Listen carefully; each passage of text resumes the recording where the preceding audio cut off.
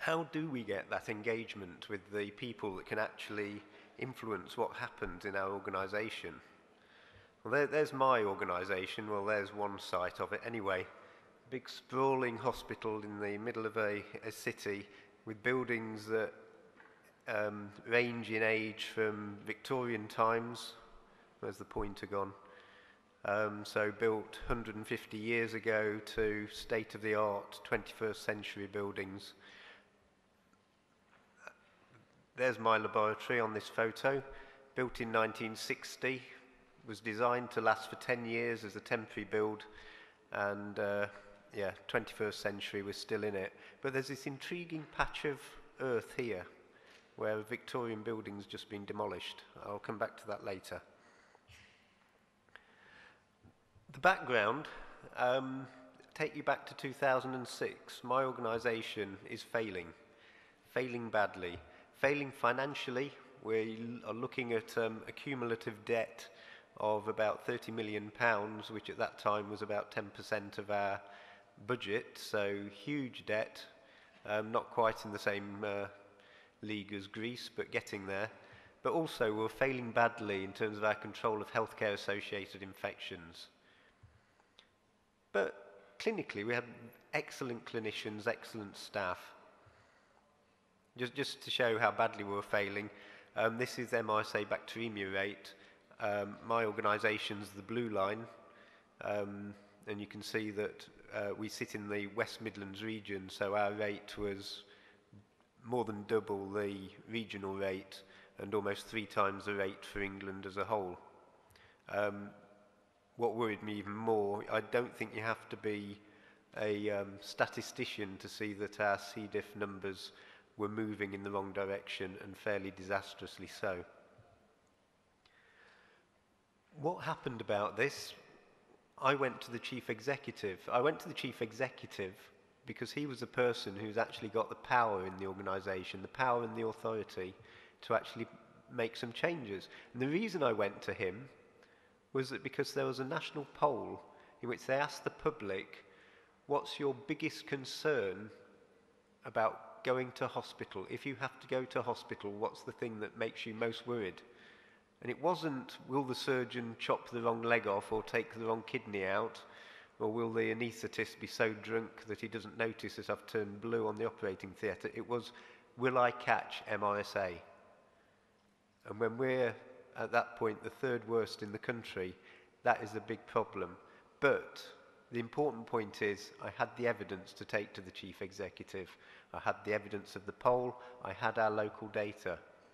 I also had an immense amount of good luck, because we had at that time, or the chief executive at that time, I didn't realise this, had actually given up on the financial situation. He knew he couldn't make up that deficit and was just basically waiting to be sacked, and so decided, forget finance, let's see if we can find a project that I can actually get my teeth into. You never know, something might come of it. If not, I'm going to get sacked anyway, so what? So, he made infection prevention the #1 priority of the organisation. It wasn't cost cutting, it wasn't getting rid of staff, closing services. It was, can we prevent infections in our hospital? And that pervaded every single part of the organisation. We put in an implementation group, which was an infection prevention and control committee, and that was made up of senior staff, executive directors, medical directors, people who could actually make the changes in the organisation. And we managed to get an early win, which dragged the doubters in. I'll mention that more in a short while. But the most difficult thing, as Dilip and many other speakers have alluded to, is actually embedding that in the organisation, putting that culture change in so it becomes part of what people do without thinking about it. But what happened to our figures? Well, the MRSA bacteremias virtually disappeared. You'll see it flatlining there at 0. There's just one blip after 3 and a bit years. And the C. diff numbers went down to baseline and then below baseline from where we'd started before that rather enormous kind of mountain of Himalayan proportions. And the consequences, because we were the first in England, first organisation to actually turn our performance around to that extent, we received lots of accolades, which was very, very nice. Our chief executive kept his job, which was very nice. But also, the Department of Health started telling other organisations, go to Wolverhampton, see how they've done it. We were invited to other organisations to explain what we'd done.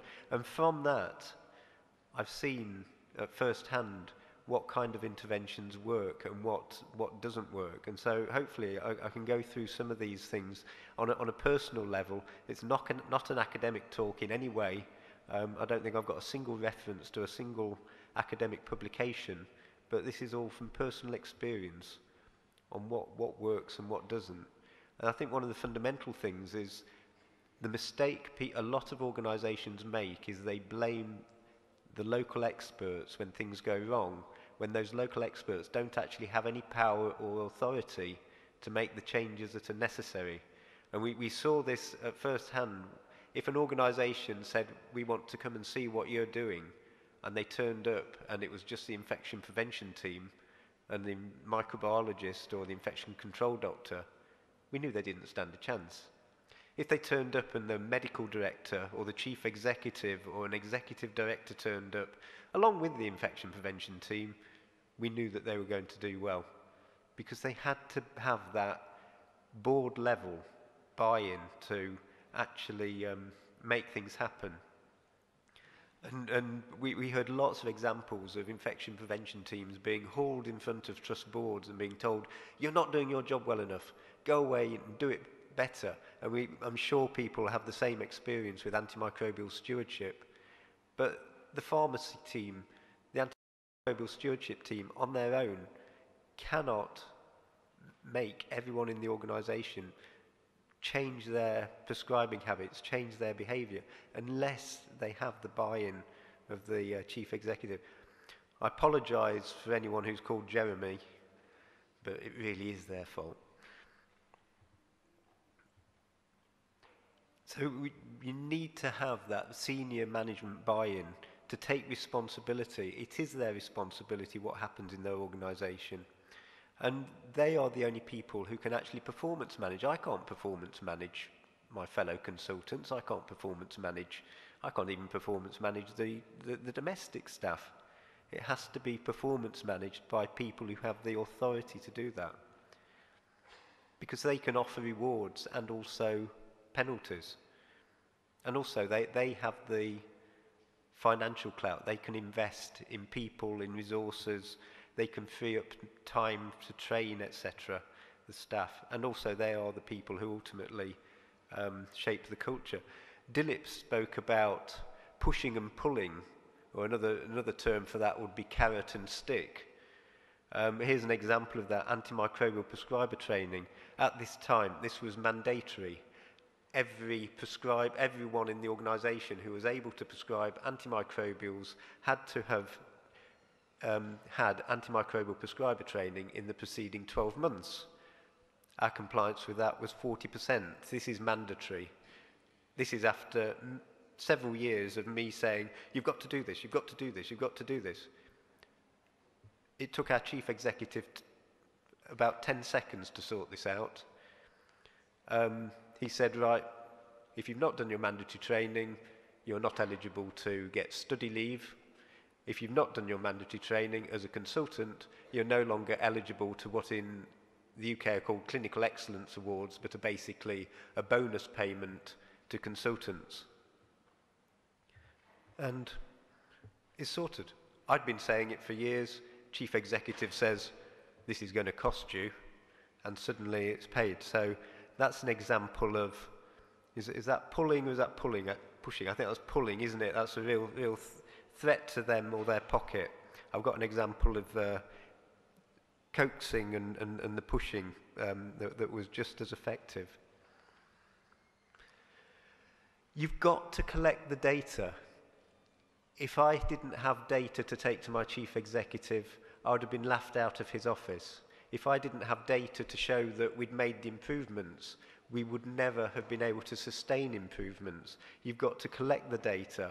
You've got to act on that data. And no one else is going to collect that data for you. That really is up to you.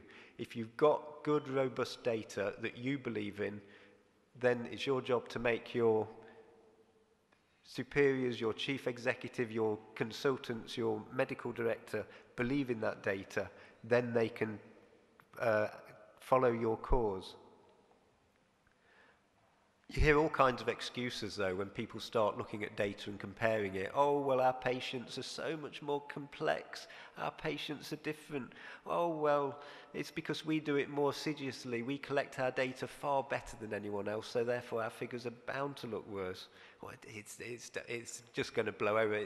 Next month ours will be a lot better. I think the worst indictment I ever heard from a single organisation, which was a hospital very close to where we worked, was when it was pointed out they were the second worst hospital on a particular measure in England.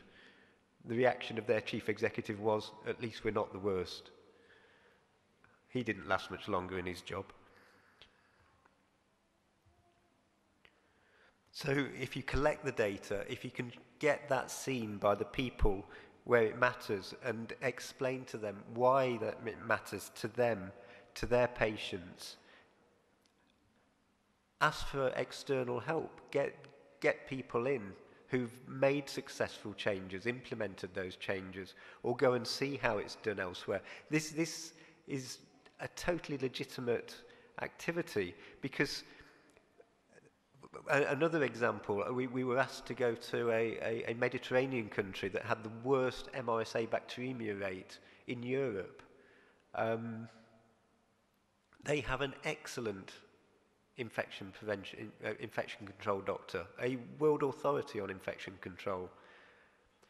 But we got there, and suddenly the permanent secretary in the Department of Health and the chief executive are sitting in the same room as us, as external visitors, and their infection control doctor. We didn't say anything different to anything that their local infection control doctor had been saying for years. But the fact that we had come from outside meant that these two individuals, key individuals, the permanent secretary, the chief executive, for the first time ever, had sat down in the same room to discuss this as a problem. And within 5 minutes, they'd agreed, this is what we've got to do. We've no option. So getting an external person in, it can be incredibly valuable in focusing the minds of the people who you're trying to influence. Again, goes back to data. If you've not got the information, if you've not got the data, the more information you can get, the better. If you can get benchmarking data, if you can get comparative data, the hospital down the road, the hospital in the next region, comparative data between your country or whatever, that's makes a profound influence. If you, as I said earlier, if you turn up and you've not got any background to what you're trying to argue, you don't stand a chance. But also getting people to take ownership of that data. When I first started feeding data back to my clinicians and the wards around infection prevention, there would be a cheer if I put a graph up and I showed Ward X had the worst performance. There'd be a cheer from the people from Ward X. Yes, we're the worst again. Suddenly, having the chief executive, the medical director saying, this is our number one priority, there was a competition. Who could be the best? Nobody wanted to be the worst. Everyone took ownership of their data. And it cheers me enormously when I go around the wards and I see people have put their ward infection data on a notice board so everyone can see that, other staff from the hospital, visitors, patients can see it, especially if it's not the best ward in the hospital. But they take ownership and they're showing, this is a problem, we know we've got a problem, we're doing something about it. But the fact that they are able to put that data on their notice board is because that data is fed back to them. It's fed back to them in a consistent way, regularly. It's no good feeding data back once a year, once every 6 months, and expecting people to act on that. You know, we've been feeding back data every month, in a formal way, but also informally, weekly, fortnightly, at a local level, at a divisional level, at a directorate level, so people know when their performance is starting to slip. So they've got a constant feedback, and they can intervene before it gets too late. And it's feeding back at all levels, so keeping the level of feedback appropriate. And the key to that is keep it simple. There's no good giving them fancy graphs and things like that. Excuse me. I feed back on a traffic light system. If they're within target, it's green. If they're above the target, but only just above the target, it's an amber. And if they're more than just above the target, it's a red. So everyone can look at a piece of paper and say, are there lots of greens there? Are there reds there that shouldn't be there? How can we explain those away?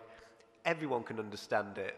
Just at a glance of a piece of paper, the ward staff can understand it, the cleaners can understand it, even orthopaedic surgeons can understand it on a good day. But keep it regular, maintain the momentum. And setting goals, setting targets, and don't make them too ambitious to start off with. Don't expect to get down to where you eventually want to get to on the first week, on the first month, even in the first year. Set a realistic target, and then everyone can get a sense of achievement by managing to reach that target, and then keep on making the targets harder and harder. Set appropriate targets. I mean, I found initially that it was no good trying to set the same target for an intensive care unit around line-associated bloodstream infections. You can't set the same target for ITU as you can for a care of the elderly ward, where they might only have one central line every 6 months. Eventually, you end up, though, I found, where you can set the same target because ITU is so good that it doesn't have a line infection for a year, 2 years at a time. And suddenly the care of the elderly ward that only has 2 lines a year, they have an infection, they're worse than ITU. So set appropriate targets, but keep on renewing the targets. And praise performance, Don't always praise the performance of the best performance. Absolutely brilliant. If I've got a care of the elderly ward that goes 6 months without a C. diff, that makes it so much easier to go to a general medical ward and say, or a general surgical ward, and say, how come you've had 3 in the last month? We've got a care of the elderly ward there, no infections. Go to the care of the elderly ward, ask them what they're doing. But you've got to have the training, the teaching, the education of staff in. You can't expect people to prescribe appropriately unless they understand why they've got to do that. And again, that's at all levels. It's not just the prescribing. Phil spoke about education of nurses. Nurses are fantastic to act as policemen and can feed into ward pharmacists, or if you've not got ward pharmacists, to the antimicrobial stewardship team or whoever, where they feel things are not going well in terms of antimicrobial prescribing, IVs being left on for too long, antimicrobial courses being left on for too long, broad spectrum being used instead of narrow spectrum. They might not know all of the detail, but at least if they understand that some things are good and some things are bad with antimicrobial prescribing, and they're empowered to actually challenge that, then they can be an absolutely phenomenal force. But it only works if you can actually put in education at an appropriate level. And our nurse prescriber, our nurse antimicrobial prescribing for non-prescriber training is 3 slides. But that's all it takes, 3 slides of PowerPoint to actually say you are now empowered to challenge. Other training we've done that has been phenomenally successful was we trained the cleaners. In infection prevention, we gave the cleaners a session on basic microbiology to explain to them why they clean or why they're taught to clean in certain ways, why and how bugs divide, etc., how infections come about. They absolutely loved that, but what was even better, when they went back into clinical areas and they saw practices such as nursing staff decontaminating pieces of equipment, because they had the knowledge, They challenged it and said, excuse me, you're doing that wrong. If you do it like that, you're recontaminating the bit. And the nursing staff then came to us and said, you've got to teach us what you've taught the cleaners. You know, A, they were embarrassed that the cleaners knew more about them than the infection, but B, they wanted to know how to do it properly. And the education empowered staff to go way beyond their cultural norms. Getting the clinicians on board, I've already given an example of trying to pull them, giving them penalties for not complying with mandatory training. Give them examples of the harm that patients are coming to. If you can collect this data, it is phenomenally powerful, because they say they're doing everything, as Dilip's pointed out, they're saying we're doing this for the patient's sake, we're not doing it to hit targets or anything like that. What we care about is our patients. Quite right too. If you can show that what they're doing is actually harming patients, that is phenomenally powerful. So collect relevant data for them around multi-drug resistant organisms, mortality rates, surgical site infection rates, or whatever. This, an example that worked well for us, just looking at basic all-cause mortality rates, from historical data, we were able to show that the improvements we made, 106 fewer deaths over the same 6-month period, 1 year compared to another. 200 fewer deaths in a year. What about all the other infections? What about the litigation, the morbidity, etc.? When we fed that back to our clinicians, they were absolutely horrified of what they'd been doing, but we didn't feed it back like that. We fed it back saying, look what you've achieved. By reducing healthcare-associated infections, you're saving lives, and their chests puffed out with pride. And financial data, this is a document that came from the English Department of Health around how to improve healthcare-associated infections. It's got a very simple financial model to show how much money you were spending on healthcare-associated infections. Basically, I put our figures in, we're £11 million a year better off. Closed 2 wards. So even the finance people were happy about that. And that had its... I'm just skipping through these slides very quickly because I just want to get to a conclusion. But if you can get the financial backing, or the backing of your finance director, and showing that you're saving £11 million a year is incredibly powerful. So in conclusion, I think I've said it several times, collect the data and use the data. It's really helpful to show enthusiasm for what you're trying to achieve. Don't attack it as something that you feel you've got to do. Attack it because it's something that you actually believe is going to improve patient safety, reduce patient harm. Use your imagination. Come up with new ideas. It does help to have a bit of luck. The final 2 slides, that's me with my chief exec and director of nursing, and then various members of my team at some of the award ceremonies that we've been lucky enough to attend. But my real reward, apart from all the patients' lives that have been saved through the initiatives, is my new laboratory. £17 million laboratory. There is no way that would have been built if we were still £30 million in debt.